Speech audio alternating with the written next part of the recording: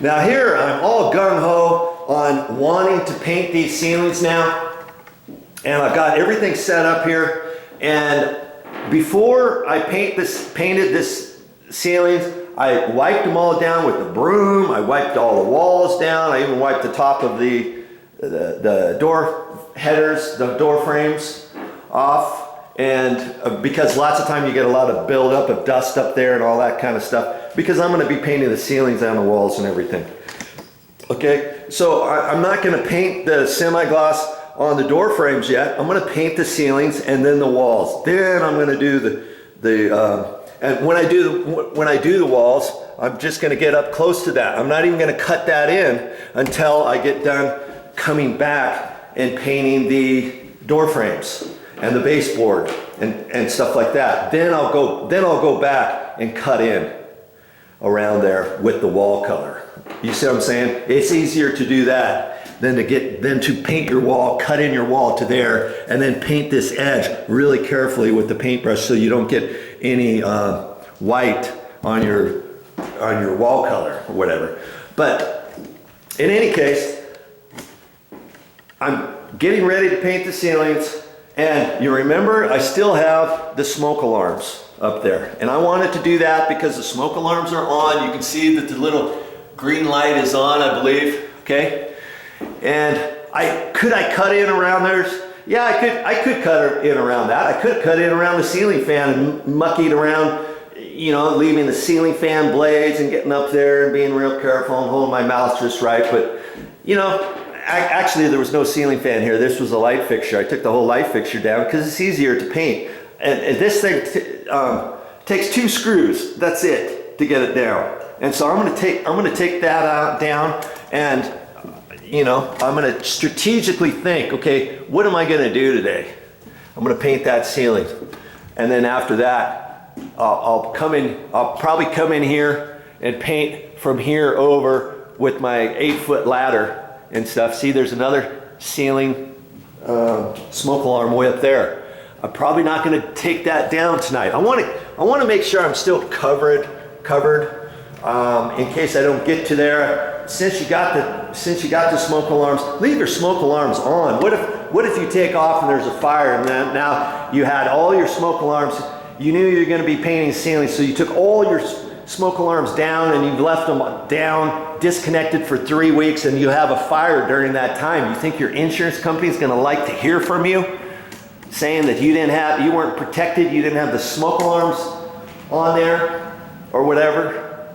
And even in a blank place, you know, maybe you shouldn't leave those disconnected. So in any case, I know I'm going to be getting to this ceiling today, okay, here in the master bedroom. And so I'll take that one, I'll at least take that one down, and I'll take the one down in this guest room. Okay, you notice, look, there's even fire sprinklers in here. Not all condos, this is in a condo complex, not all condos have fire sprinklers. Okay, this one does. So could I really take down all the ceiling smoke alarms and leave them down for a week? Yeah, I probably could. I mean, nobody's living in this condo right now anyways, you know, but I'm just thinking out loud. Okay, if you're going to be painting your place and you're living there or whatever, you know, don't take your smoke alarms down and leave them disconnected for 3 weeks and think, oh, when I get all done painting, oh yeah, I got to put those smoke alarms back up. One thing at a time, try to be safe, try to be careful, and away you go. Now let's talk about the paint color. Momi picked out a paint color here. It's called Will-O-the-Wisp. And it's from Home Depot. And I suggested to her, I said, let's, before I get all the paint for the walls, we're going to be painting the ceilings white. Okay, and I got the paint at the Home Depot, and this is the white paint I'm going to use. And it comes right off of their shelf. It's called Interior Ceiling Flat, Ultra Pure White. Okay, it comes in single gallons. This is a 2-gallon container, and it comes in 5s. Okay, so it's always a good idea to get some paint samples and put it on the wall, because lots of times when you pick out a paint color, you get the paint and then you put the paint up and you're not happy with the paint. Because here's what happens with paint. When you see the little samples, those little sample cards, and you hold it up there and yeah, that's the one I want, that's the one I want. You get the paint, you put the paint on, you think, that looks like crap. That's not the right paint. He mixed it up wrong, and you take your little sample piece and you put it up against the wall. Sure enough, it's that color. This is what happens with paint on samples. And the paint, when you get the paint and you put the paint on there, the paint always seems to be darker than your samples. It's just how it is, okay? Because, and it will seem darker because you always have shadows on your walls, okay? Here we got the light coming in. Well, that color looks different than that color, doesn't it? Look at this closet. That closet is the same color as that. See the shadows up here? Look at this. We got 3 different colors. This is dark, this is dark, this is medium, this is light. But it's all the same color. But the majority of your room is not gonna be real light like that, because that's when the sun's coming in. Okay? You're not gonna have sun coming into your entire room at any one time. It just never happens. Okay? You see the ceiling? They painted this ceiling the same color as the walls. See how it looks light right here? Well, that's the actual color of the paint. But it always looks darker. Do you see that? Look how dark it is over there. Okay? Same thing. Wherever you go, look how dark it is up there. My word. Well, that's the same color that you picked out, that you wanted on your walls. And so you've got to take that into consideration. And you know, if you're undecided, you get 3 little samples, little cards. You think, okay, I kind of like these 3. You can get little containers, and that's what I did. Went down to the Home Depot, and you get a little container like this. See, it says Bear Color Sample. Now they'll mix it up exactly how you want it. And I told him I wanted Will-O-the-Wisp eggshell. Okay, so he made it eggshell finish and Will-O-the-Wisp. Okay, and you also see this, not returnable. Once you buy this, once you take it out, or once you have the painter at the paint store mix it up, it's yours. Okay, and so I looked to see how much it cost.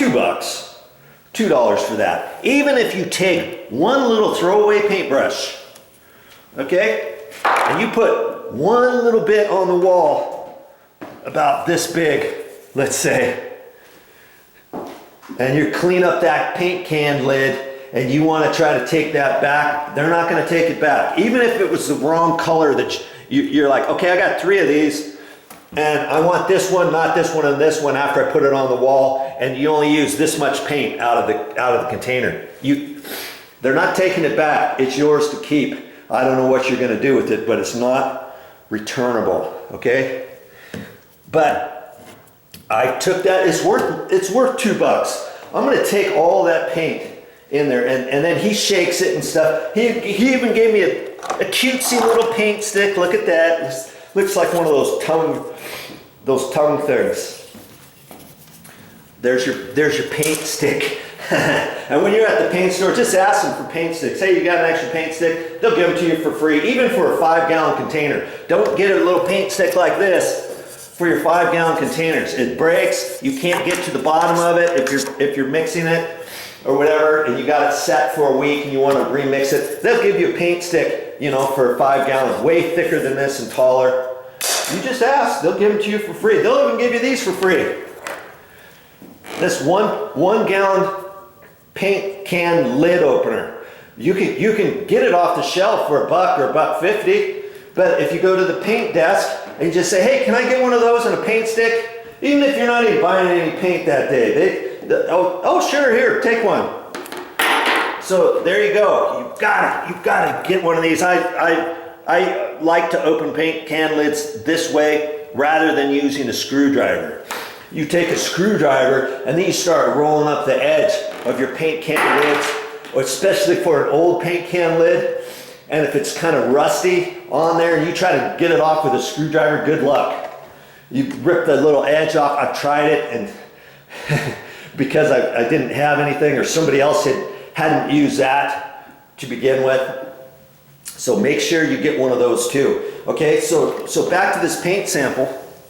I'm gonna take this and I'm just gonna put it in my little paint tray like this, okay? And I had paint in here before and I cleaned it up when I painted the door frames, the semi-gloss white, and I just left I got most of that out and I left just a film layer in there. I didn't wash it out, I just left it. And I can, see, all my little lids, these are plastic tray liners. Look, this metal container, yeah, it's got paint drips around the edge and stuff. That thing's probably 3 or 4 years old. Looks brand new, doesn't it? I don't want to clean that out every time. It's a waste. The extra paint that you get in here, you can take your paintbrush and put the rest back in, and then just let it dry in there. And then you're good to go for your next paint.